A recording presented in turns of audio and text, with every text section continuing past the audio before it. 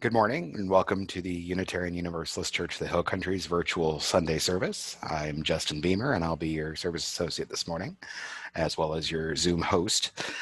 I think we have a first timer with Zoom. I know Julie has joined us. She doesn't have her camera on, but she emailed me this morning and said she's been with us at our in-person services in the past and wanted to join us on Zoom. So Julie, welcome. We're glad to have you with us. Let's see. I'm going to go ahead and start with a hymn for everyone. It'll be on your screen. Be just one moment.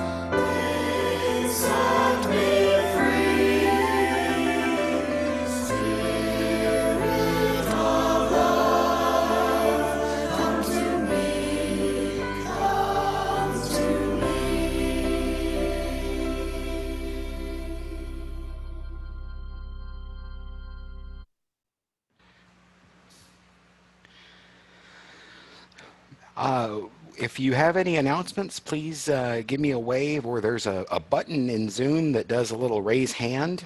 You can click that and it'll alert me here and I can turn your microphones on. Judy, 1 second. Let me get you here.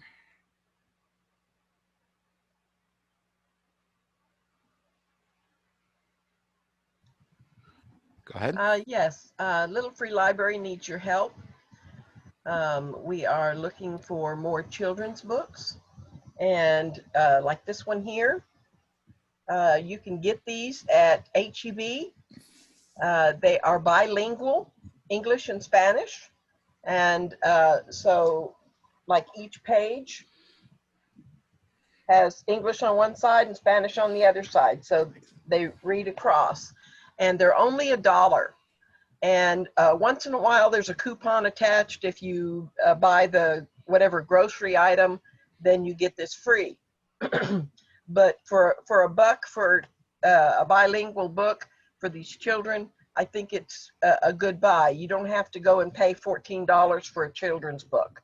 Okay, so if y'all can, I think they also have them at Walmart. So wherever you grocery shop, and you can also ask if you have other people buy for you and deliver to you, just ask them to pick one up for you. they come different stories, and it's okay if there's multiple stories. I mean, multiple copies, because one person will take one and then somebody else gets to take one. So if you have, if you do get them, I know not everybody has access to the annex, but if you stop by Mari's house, her little screened porch has an area for the, she put a box out there so you can put them there. We put stickers in them saying that they're from the UU Church Little Free Library, and also a bookmark in English and Spanish. So if y'all can help us out there. We also need some adult books, more reading type, like things that men would like to read, or that women would like to read, and also the mid-range, the teens. Mysteries are good for those mid-range kids, you know, like Nancy Drews, and I don't remember the names of all the other ones. So that type of book, if y'all would try and accumulate some. We need to refill our library right now, where we still have some books, but they are not wide variety of subjects. Okay, so give us a hand. Thanks. Thank you. Pat, go ahead. I want to respond to Judy. I bought 10 of those books to use with refugees at the airport. And I don't remember my titles. I probably have more than one title included, but I have 10 copies of these bilingual books that I'd be very happy to bring over and donate, because it looks like it's going to be a long time before we get back to the airport, if we ever do. So I'll donate those and bring them by Mari's house and drop them off on the porch. Maybe later today even, whatever, maybe tomorrow, sometime. 10. Sounds good. All right. Okay, anybody else? Looks okay. Oh, Mari's got something. One moment here.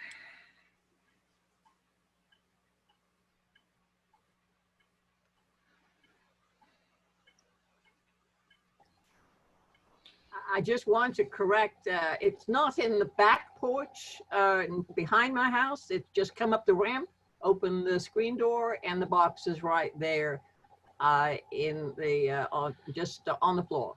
It says Little Free Library, and I'd love to have you drop things off, and I'll take them on my bike down to the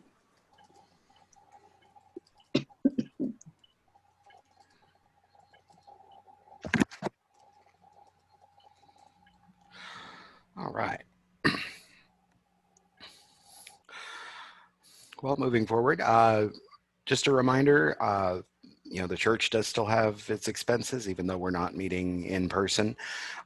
You could please, you know, make your contributions. You can drop them in the mail to the church, or you can swing by and drop it through the mail slot, because before service it was mentioned that you know, concerns about the post office. Well, it's not a problem to just go drop it through the slot in the door, but you might have to be a little forceful to make sure it goes through. Because apparently the thing sticks sometimes. And if you need the address, of course, feel free to get it from any of us. Now we'll light our chalice. For the gift of this day and for our community of spiritual nurture and compassion, we give thanks. We light this chalice as a symbol of our faith. May our many sparks meet and merge in communion of heart and soul.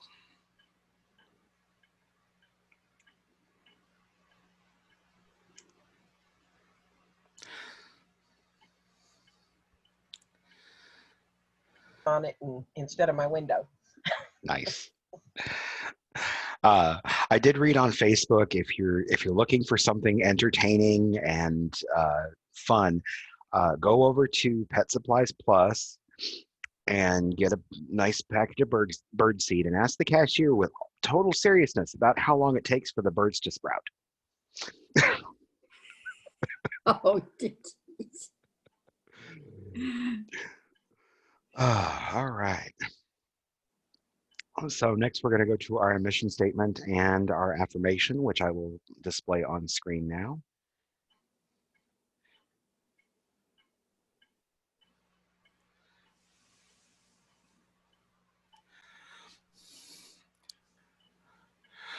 We journey together, guided by UU values, to seek, nurture, and serve our loving church family, our community, and our world. And now if you'll join me in the affirmation as well. The doctrine of this church is love. The quest of truth is its sacrament, and service is its prayer. And this is our great covenant, to dwell together in peace, to seek knowledge and freedom, to serve humanity and fellowship, as we strive to have all souls grow into harmony with the divine.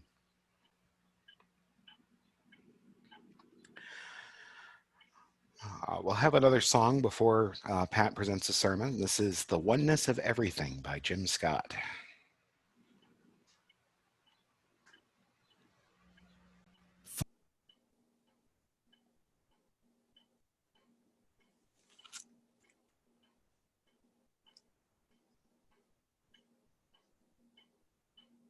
Can't hear you, Justin. Sorry.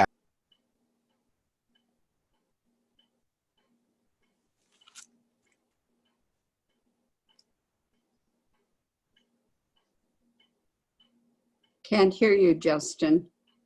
Sorry, I had clicked my microphone so you didn't hear me sniffle. All right. Pat is now going to present our sermon, The Humanist in Me by Bruce Clear.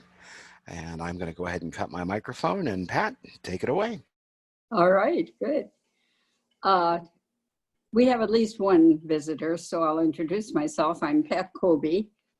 I am reading a sermon that's really been written in 3 parts. I'm going to present part 1, and during the next 2 weeks, parts 2 and 3 will be presented by other people other than me.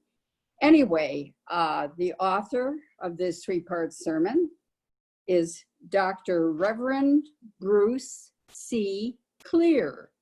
His current position is that he is a minister emeritus at All Souls Unitarian Church in Indianapolis, Indiana. And the sermon that I am presenting is entitled The Humanist in Me. I'm going to read his exact words. A lot of it is in the first person, so I'm not speaking, he is. I do no editing. I have come to discover that what most people know about humanism, they learned from the lips of Jerry Falwell, Pat Robertson, and other televangelists. It is a shame that this is so, but it is. One key leader of the religious right, Tim LaHaye, wrote an immensely popular book years ago about humanism that has probably been read by more people in this country than the works of humanist writers Bertrand Russell and John Dewey put together. Let me share with you what lots of people know or think they know about humanism, as explained by LaHaye in his popular book entitled The Battle for the Mind. A few excerpts will do. There are 4 of them, actually. Number 1, humanism is not only the world's greatest evil, but until recently, the most deceptive of all religious philosophies. Humanists are committed to doing away with every vestige of the responsible moral behavior that distinguishes man from animals. Number 2, humanist politicians permitted Russia to conquer the satellite countries of Europe and turn them into socialist prisons. Humanist politicians prevented us from winning in Korea and Vietnam, and they voted to give away the Panama Canal. 3, by Mr. LaHaye. No humanist is qualified to hold any governmental office in America. United States Senator, Congressman, cabinet member, State Department employee, or any other position that requires him to think in the best interests of America. Humanists work untiringly to keep parents from injecting any moral ideals into their children. Believe it or not, their goal is a worldwide generation of young people with a completely amoral or animal mentality. I'm reading 4 quotes. The incidence of rape has doubled in the last decade. An incredible increase in promiscuity, premarital sex, trial marriages, STDs, abortions, and so forth has soiled our social fabric. These immoral expressions of amorality can be laid right at the door of the atheistic, amoral humanism that permeates our country. The book continues in this vein, on and on with invective against humanism. Since I think you probably get the idea, mercifully, I'll end the quotes here. I had thought before reading that book that humanism was a small esoteric group of deep thinkers with high ideals, but certainly not very powerful. Apparently, humanists have been busier than I had imagined. Now I discover from Mr. LaHaye that they have been busy spreading STDs and abortions. And to add insult to injury, they gave away the Panama Canal. I have been associated with humanist groups since I was in college. For most of that time, it has been my experience that humanists have been frantically and for the most part unsuccessfully trying to get their message out to the public at large. What they couldn't achieve, the religious fundamentalists did. Today, humanism has name recognition far beyond the wildest dreams of humanists in past generations. They have achieved the status of a household word. The name is heard on the evening news and mentioned from some pulpits about as often as the Bible, and it is standard fare for letters to the editor. None of this, of course, was their doing. No amount of money could have purchased the widespread publicity, however inaccurate, that they received. And they owe it all to the religious right. For the record, humanism is not just the whipping boy of the religious right wing in this country. It was not simply created for the benefit of televangelist fundraisers to help put the fear of God into their potential contributors. No, humanism is an ancient tradition tracing back over the centuries to the early Greek thinkers. Those Greek thinkers, people like Socrates and Aristotle, identified human reason as far more powerful and effective than superstition, and urged civilization away from reliance on magical and supernatural understandings of life. In 1933, Harvard church historian J.A.C.F. Auer, spelled A-U-E-R, offered the following definition of humanism in his book, Humanism States Its Case. And I quote, "Humanism is a system of thought which assigns predominant interest to human affairs as compared with the supernatural or the abstract, and which believes that human beings are capable of controlling those affairs. Like most of us, I first encountered the word humanism when studying the Renaissance period of history, when the great writers, artists, and scientists of our civilization turned their attention away from the heavens and discovered human beings in a new light. The scientific explorations of the Enlightenment added to the momentum of humanism by offering the scientific method as a new standard for evaluating truth, as a new measure for testing human knowledge.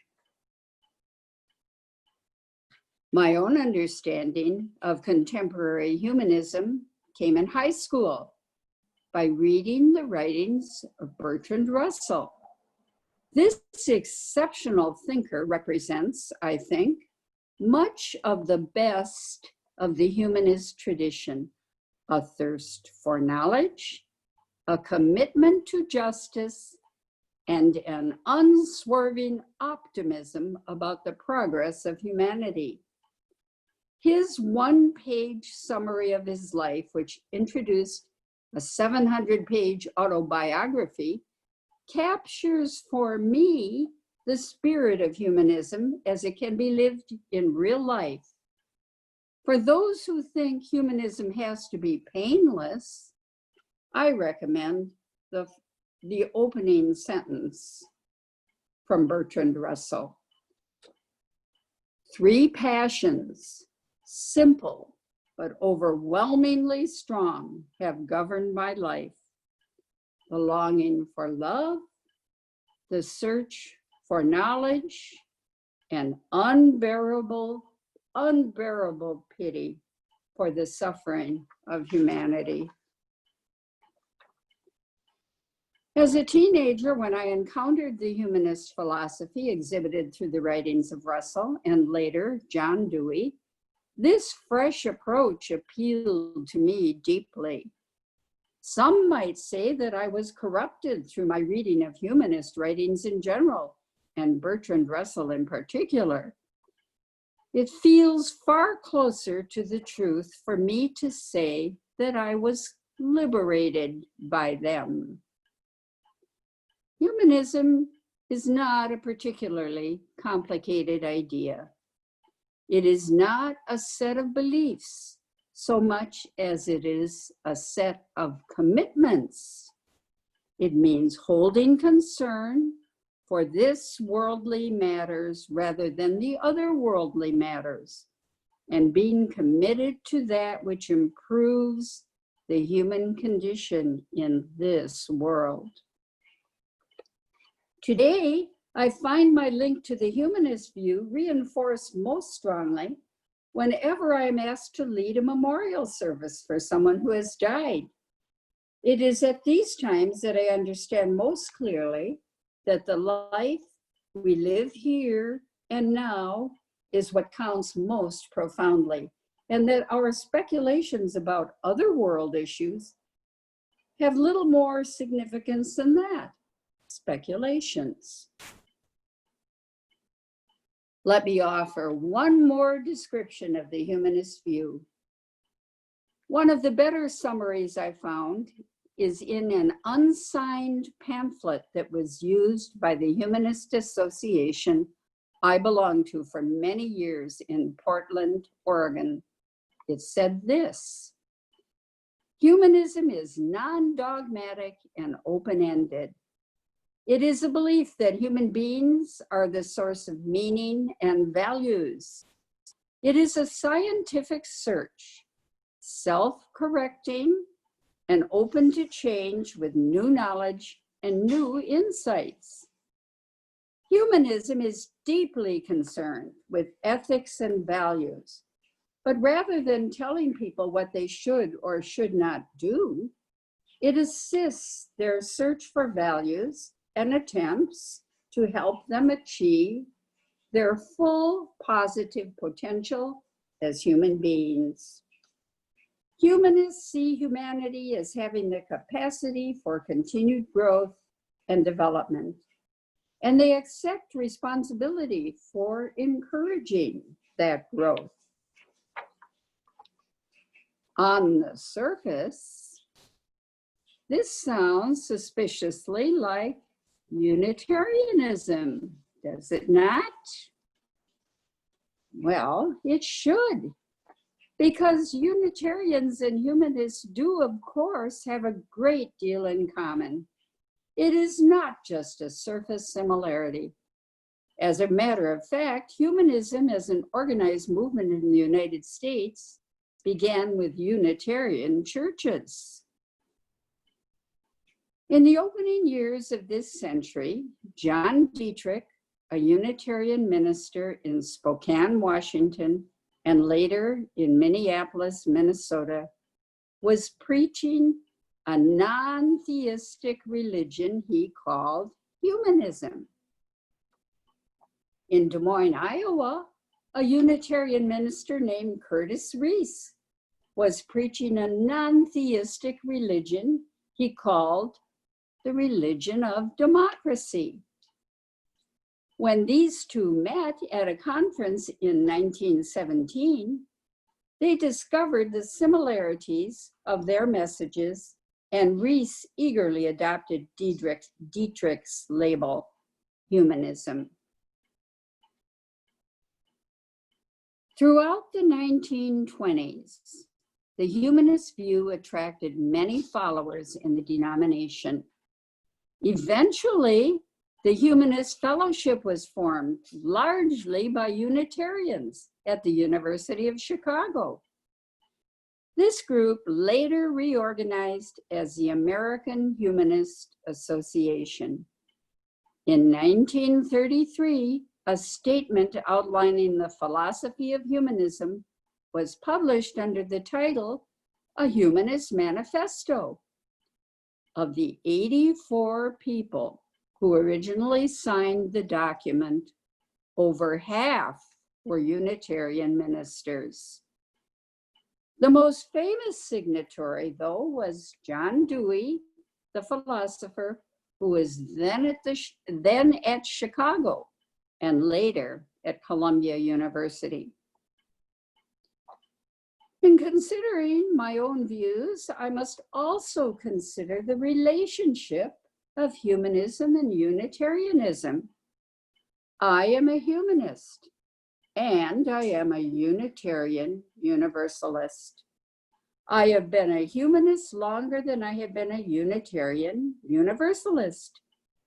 Like many others, when I discovered the Unitarian Church, I found that my humanist thinking was not only compatible here, it was welcome.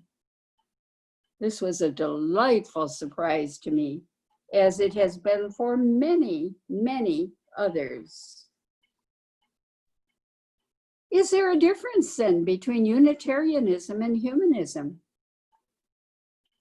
Humanism as a movement, I have tried to show, is deeply rooted in Unitarianism. It is also fair to say that Unitarianism as an organized movement is historically rooted in the long-standing humanist traditions of the Enlightenment. As compatible and related as they are, though, I believe there are subtle differences in emphasis that ought to be recognized.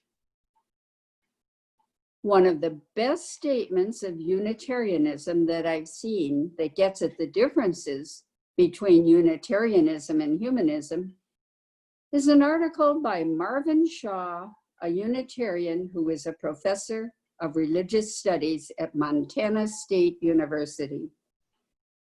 The reason this is such an excellent statement is, of course, because Shaw agrees with me.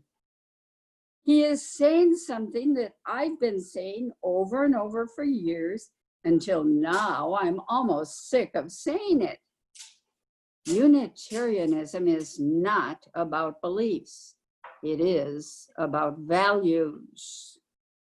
So if you want to know about Unitarianism, if you want to know what it is about, don't ask the question, what do Unitarians believe? That is not the proper question. Here is what Shaw says. The basis of unity in Unitarian Universalist churches and fellowships is not shared beliefs, but a common quest and the affirmation of the values necessary to its furtherance. Our liberal religious societies are not based on agreement as to belief, but on agreement as to method. We agree in affirming the value of a free and wide-ranging inquiry in religious belief, and we vow to establish an atmosphere in which the religious quest is nurtured and encouraged.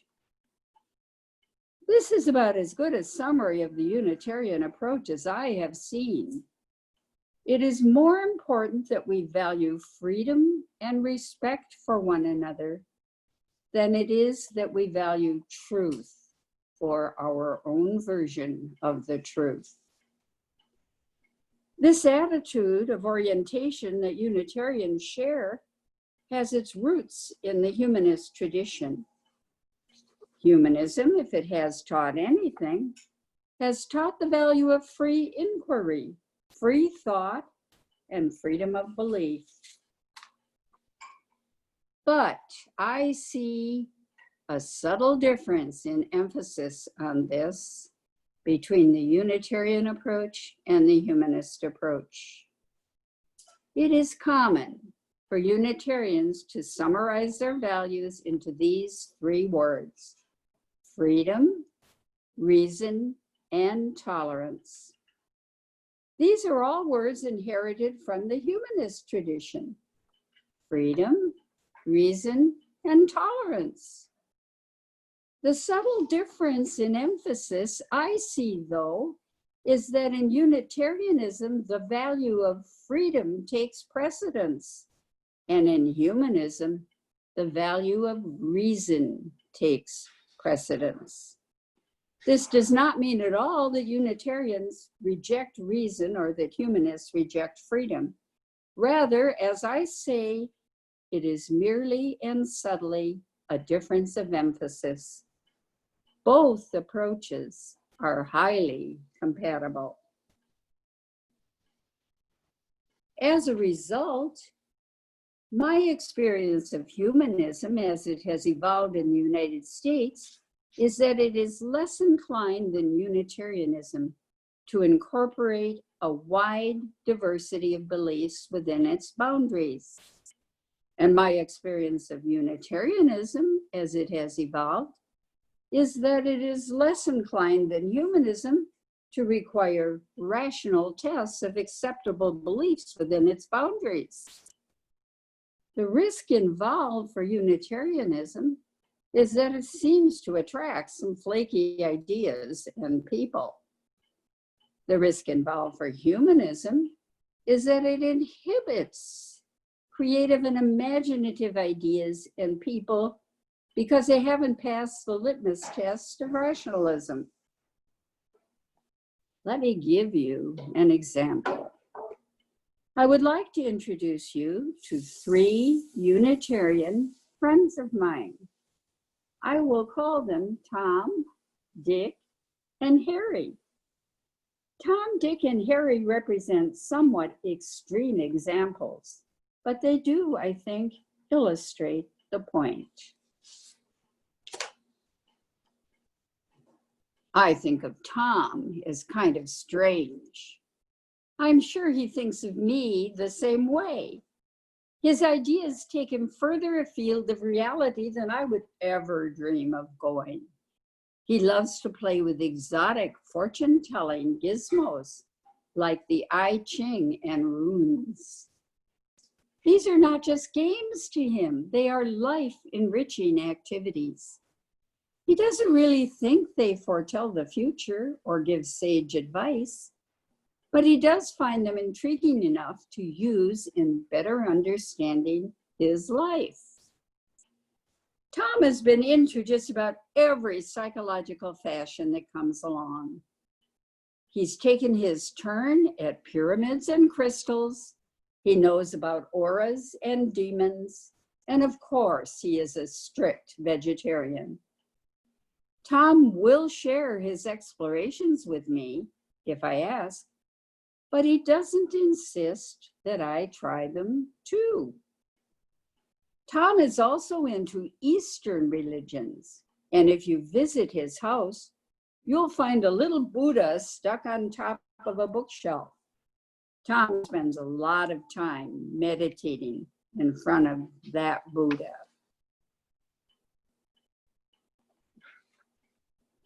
Now, let me tell you a bit about Dick.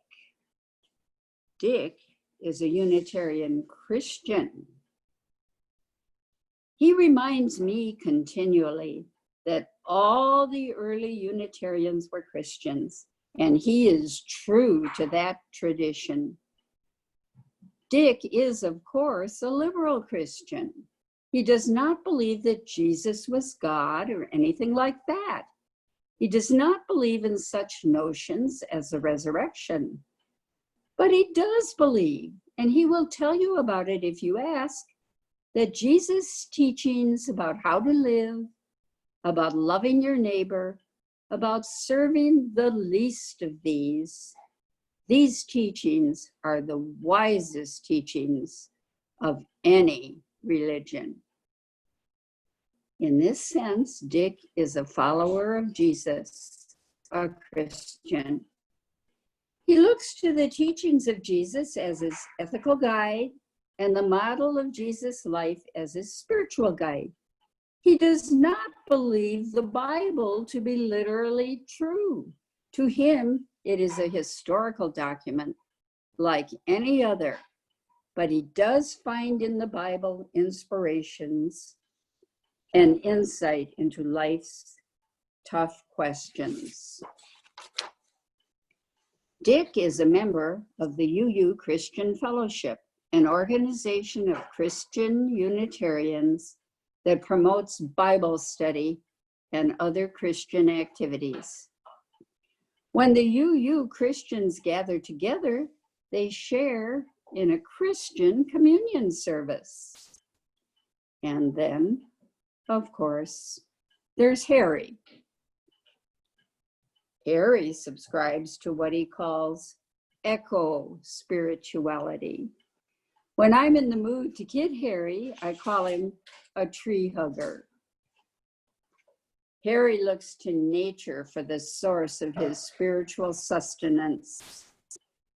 One of the definitions of humanism that I read earlier said that it is the belief that human beings are the source of meaning and values. Harry would say that is too limited. He does not distinguish humanity as separate from nature. So he would say that nature itself is the source of meaning and values. Harry is a pantheist.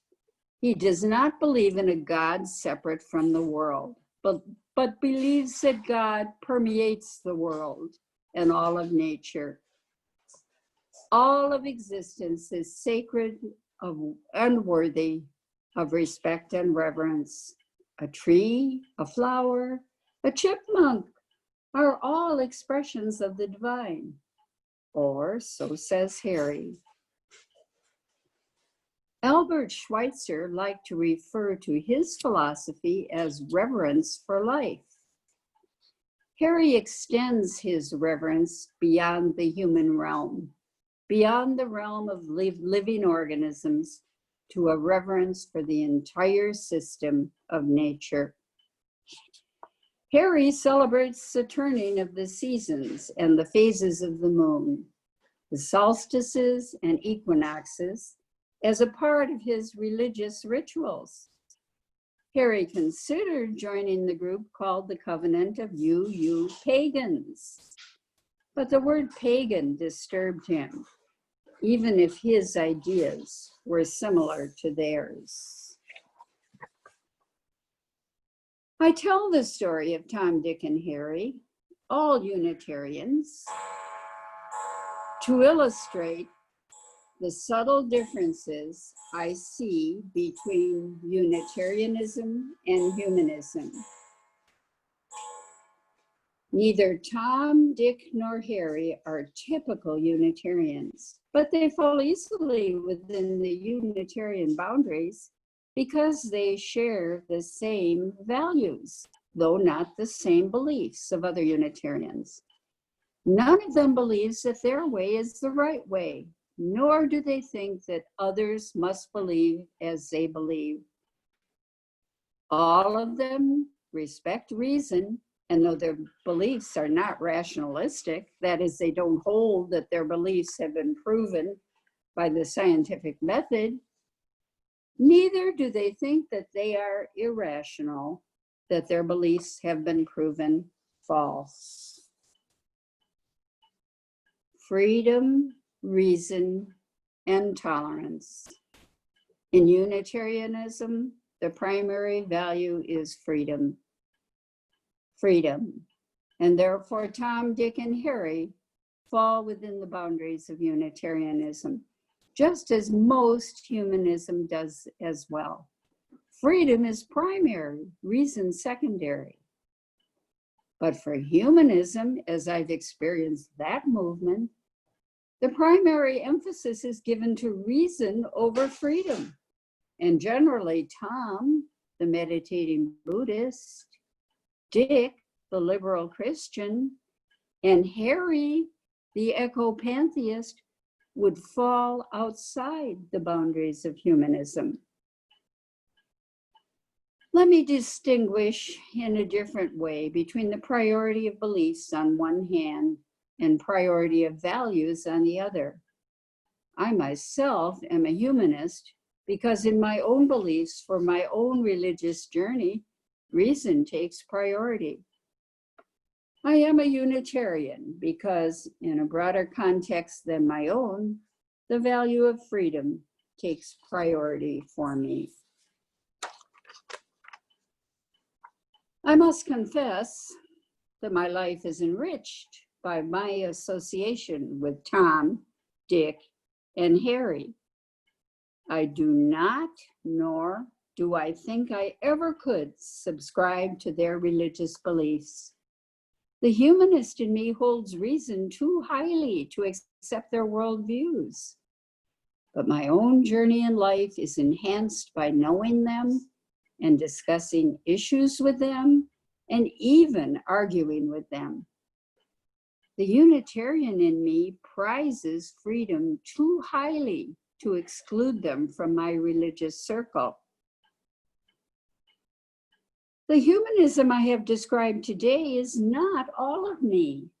There is more to me than just that. This sermon is the first installment in a series. Next week, we will hear about the theist in me, and the following week, the Christian in me. The humanism I present this morning is explicitly a religious approach to humanism. It should be acknowledged that there is an abundance of schools of humanism, religious and secular, atheistic and theistic, and so forth. The humanism in me is of the religious sort, meaning that it provides for me a statement of meaning which can guide my life. This is the approach to humanism advocated by John Dewey, one of the saints of humanism. His credentials, I hope, are impeccable. In 1984, the year after he signed the Humanist Manifesto, he published a wonderful little book called A Common Faith.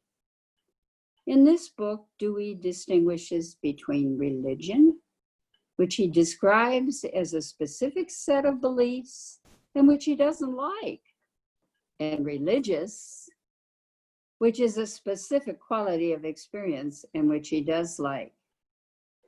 His thesis is that there is a religious dimension to human experience, whether or not one holds the beliefs of any specific religion as an institutional force.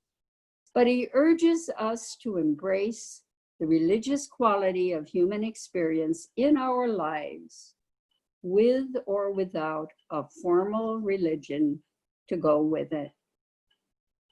Here is a way in which he describes humanism as religious. The sense of dignity of human nature is as religious as is a sense of awe and reverence when it rests upon a sense of human nature as a cooperating part of a larger whole. Understanding and knowledge also enter into a perspective that is religious in quality. Faith in the continued disclosing of truth through directed cooperative human endeavor is more religious in quality than is any faith in completed revelation. Any activity pursued on behalf of an ideal end against obstacles, and in spite of threats of personal loss because of conviction of its general and enduring value, is religious in quality.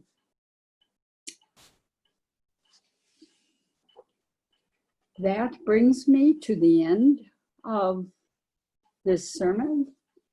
Lots of food for thought here. Think about whether you fall into the realm of Tom, Dick, or Harry, or probably your own realm. And Justin, I turn this over to you to lead discussion. Thank you. I like that. Any comments, thoughts, questions? Just raise your hand or use the raise hand button in Zoom. And Jill, I've got you there. Go ahead, Jill. First of all, I would request that when we have these pre-written sermons that we be given some context and when they were written, because I get the sense that that was pre-21st century. He refers to the beginning of this century, and it was obviously the 20th century. And also it puts you in somewhat of a better social context. I have a feeling that Tom, Dick, and Harry would now be Tom, Dick, and Mary, just to be more inclusive. You know, I thought about doing that, and I thought, no, I'm going to read the words exactly. Yeah, when you were honoring. And so I did. I thought about that. I respect that. That if I were given some historical context for the sermon, then it would help me process it better. And the only other comment I have is that I'm some mix of all three of those things. And I suspect a lot of us, I'm seeing nodded heads there. I think so, yes. Yes. All right. Anything else? Now, remind you, I don't know the answers. I haven't read any of these philosophers. But the more I looked at this, the more it made sense to me and had meaning for me. And I did have to practice it because it's got a lot of isms in those words that you can stumble on. Okay, anything else? Mari, 1 second. Let me get your microphone turned on here. All right. You should have a button now. Go ahead. I would like to ask the title of the John Dewey book again. A Common Life, was it? What was the title? Well, I will have to look it up, but I will do that. A Common Faith. A Common Faith. Thank you very much. I find myself very fitting with that. So I have to go back and read it. Thank you. All right. Anyone else? Oh, David. I guess I'd just say that I'd like to second endorsement for John Dewey. For those of you who haven't encountered John Dewey, he's just an incredible thinker. He's considered to be one of the greats of American pragmatism, and we think of pragmatism, I think, as you know, kind of a just matter of fact down to earth philosophy, and it was sort of that would exclude spiritual and such values. But for Dewey, pragmatism just means that you try to have an effect in the world, that your values not only have meaning, but try to have an effect in the world. And so pragmatic in that sense. Anyway, Dewey is a great thinker and really, and has had a huge influence on progressive education in the United States. And it's really fascinating in every way. I really strongly recommend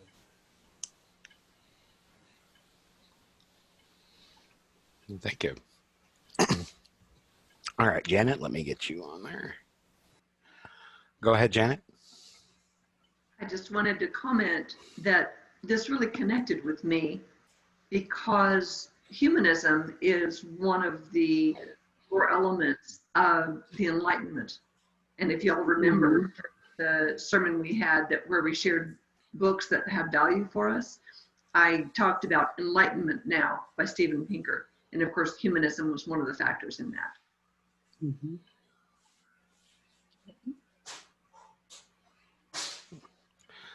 All right. Well, I don't see any more hands, so we will now move on to extinguishing the chalice.